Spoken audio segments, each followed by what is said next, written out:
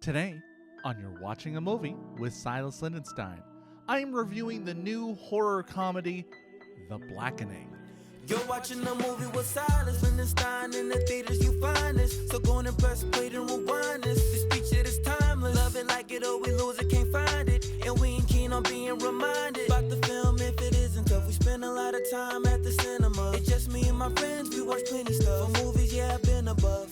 Whether big or they small, no, for me don't make a difference. Love them. You're watching a movie with Silas Lindenstein. In the theaters you find this. So go and press play and rewind this. This feature is timeless. Love it, like it, or we lose it, can't find it. And we ain't keen on being reminded about the film if it didn't hit. No, gotta lose it. Watch movies with my friends, bringing joy, that's the blueprint. So come on and let's do this. Leave pain behind us and relax your mind. Come watch a movie with Silas.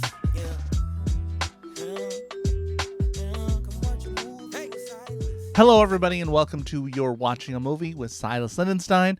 I am your host, Silas Lindenstein. Welcome! Today, I'm reviewing the new movie, The Blackening. The Blackening is a rated R horror comedy, runs 1 hour 36 minutes, written by Tracy Oliver and Dwayne Perkins, based on a 2018 short film of the same name by comedy troupe Threepeat, directed by Tim Story. So, this film, it's an interesting film. I do remember the short that came out. A little video, little fun video, fun clip. I'm not sure I'd call it a short film, but I remember that. And I had forgotten when I saw the poster at first. I thought it seemed like familiar, but the poster on it says in big letters, because it's an all-black cast in the picture, and it says, which one do you choose first?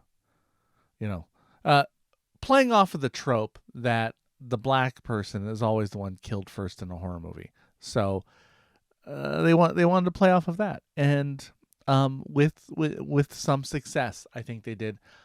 It stars Grace Byers, Jermaine Fowler, Melvin Gregg, X Mayo, Dwayne Perkins, Antoinette Robertson, Sinqua Walls, Jay Farrow, Yvonne Orji, and Diedrich Bader.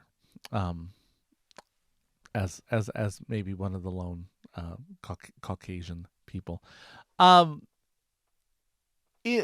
story: 7 friends go away for the weekend, only to find themselves trapped in a cabin with a killer who has a vendetta. They must pit their street smarts and knowledge of horror movies against the murderer to stay alive. Now, this film had me with the poster drew me in. I wanted to see it from then. I wasn't sure whether this was going to be a comedy as in like a satire, like Bodies, Bodies, Bodies, or if it was going to be closer to Scary Movie. I had been told right before I went to see it, I was told it's closer to Scary Movie, and I was like, I don't know about that. That's not. I like my horror comedy, but I like it a little different. You know, I don't want it complete parody. I like satire more than parody. Those are very different. And what I found it to be was a little, I wouldn't say Scary Movie. It definitely is. It's a self-aware film. They very much, I would say it's closer to Scream as far as everything is being taken seriously, but they acknowledge how there are rules for horror movies and looking where they are. And let me talk about the best things about the film. What I loved about the film. What I loved was, I was like, man, this is a very black film. This is a black culture film. It's clearly written by black people. Obviously acted by black people. But the dialogue, it didn't seem changed to, for lack of a better word, to mainstream it, to make sure your average Montana person might understand the vernacular or what they're talking about. I saw this at an advanced screening, so there was an audience, and there was a large black contingent in the audience, and I'm in Seattle, so that's a lot.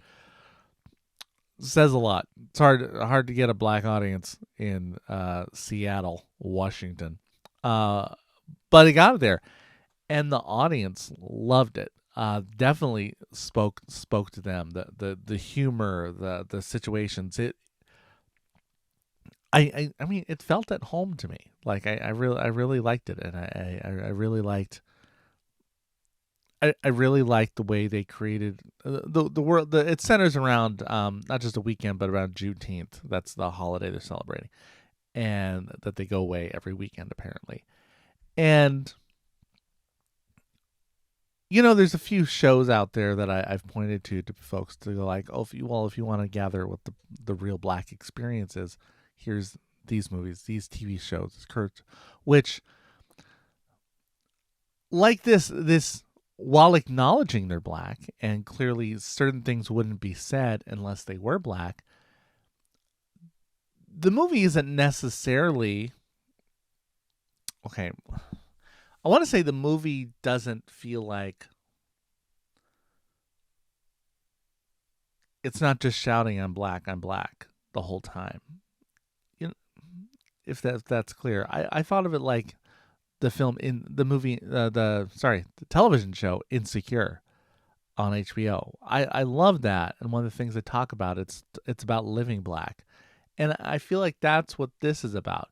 And there are definitely, as it is, I don't know if it's close to maybe satire I would describe it. There's a lot of messages in the film about what it is to be black and what you consider blackness, and who, kind of who's blacker, right? Those questions do come up, and they address them in comical ways, but it is a serious issue. Colorism, how people are treated, our changing world of, interracial relationships not being a big deal, but still discussed, right? It's I love the commentary in it. I love the commentary that it makes. I love the laughter. I love the way it made me laugh the whole time, and that it's grounded in truths of the moment. It wasn't a bunch of slapstick. There is some slapstick in it, but never over the top where I don't like it anymore, right?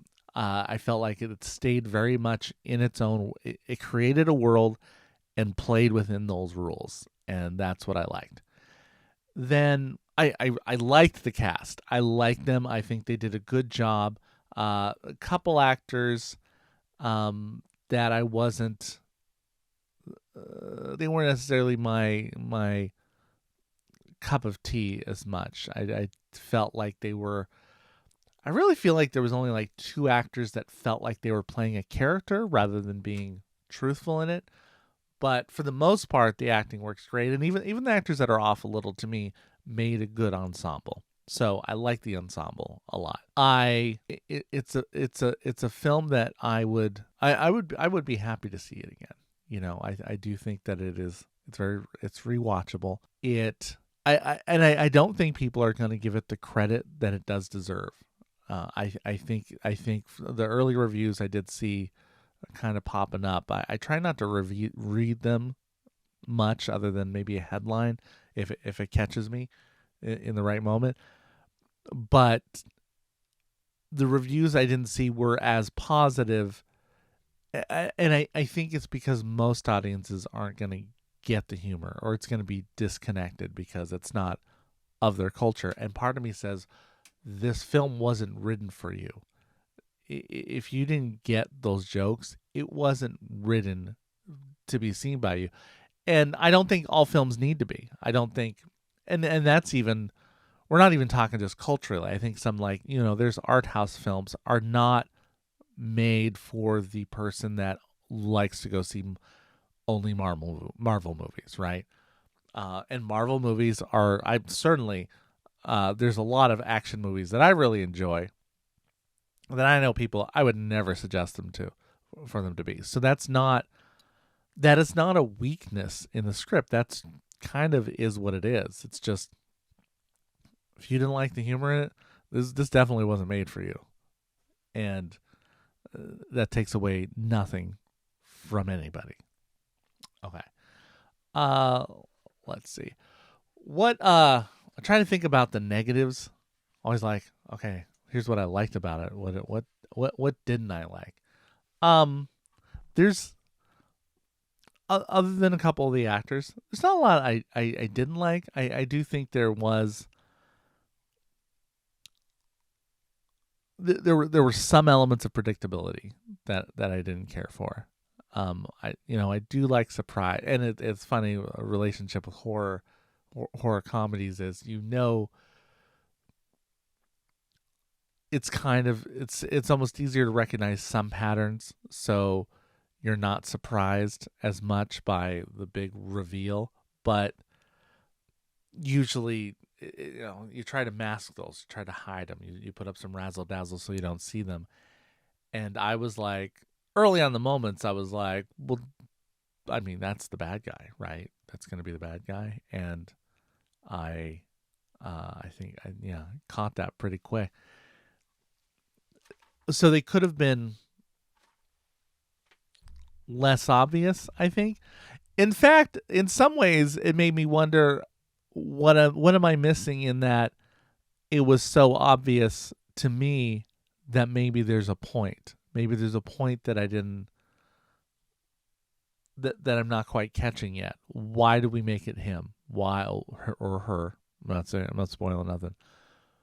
Why is this person the villain, the foil of this?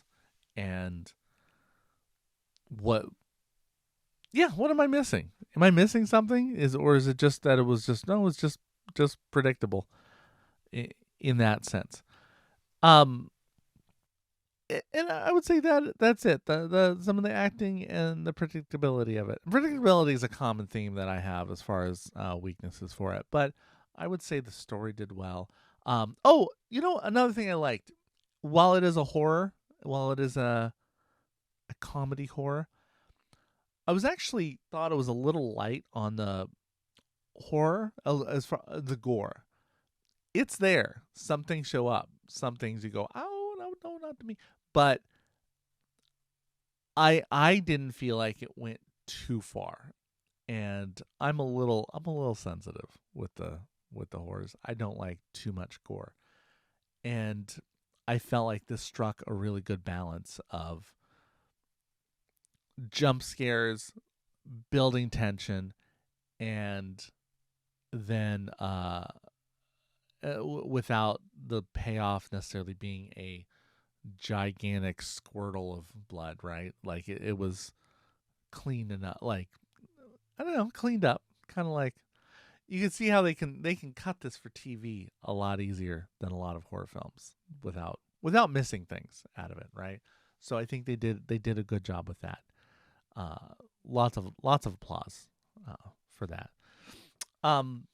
The lesson of the film. This, I'll say this, because lessons sometimes are hard to give from a film without, I don't know, spoiling some of it.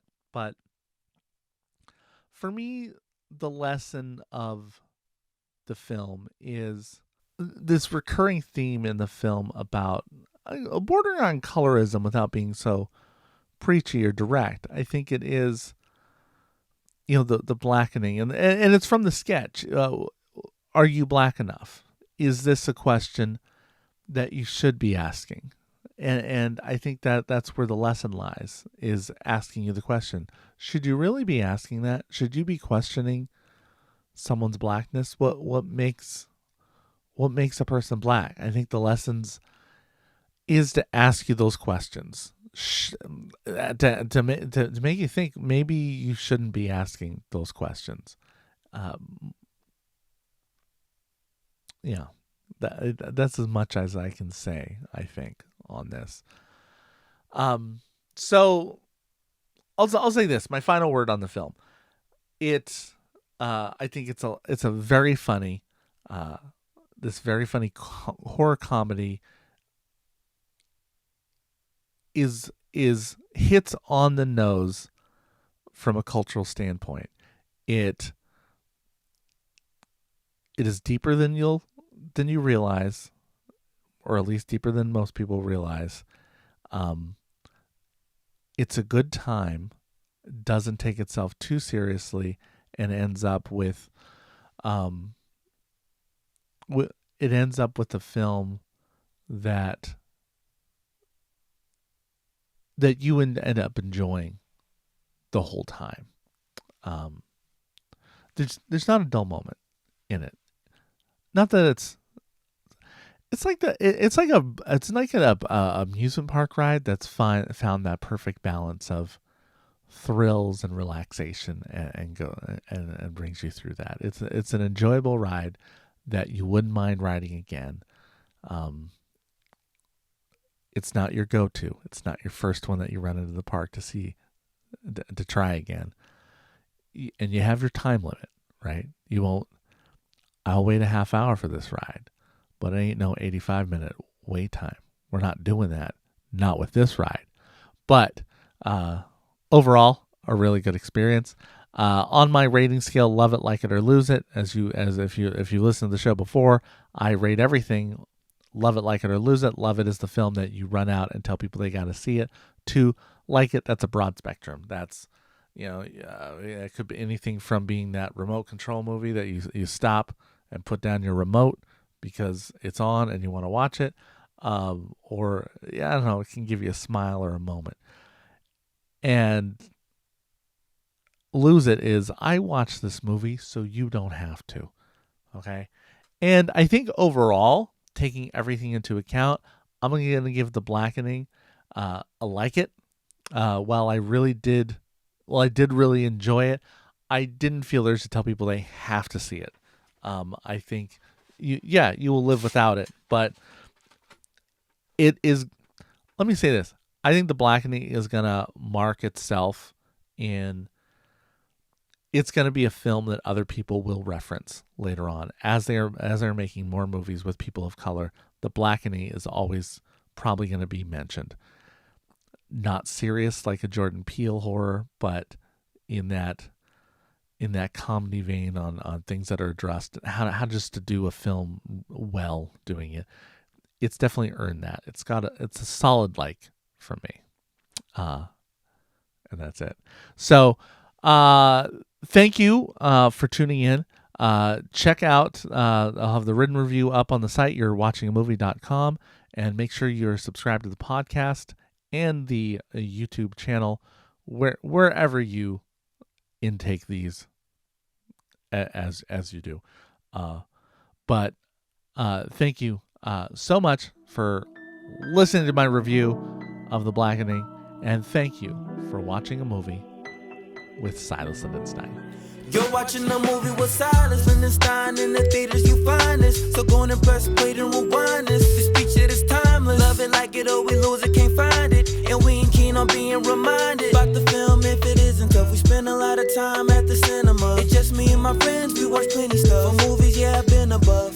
Whether big or they small, no, for me don't make a difference. Love them. You're watching a movie with Silas Lindenstein. In the theaters you find this, so go and press play and rewind this. This feature is timeless. Love it, like it, or we lose it, can't find it. And we ain't keen on being reminded about the film if it didn't hit. No, gotta lose it. Watch movies with my friends, bringing joy, that's the blueprint. So come on and let's do this. Leave pain behind us and relax your mind. Come watch a movie with Silas. Yeah.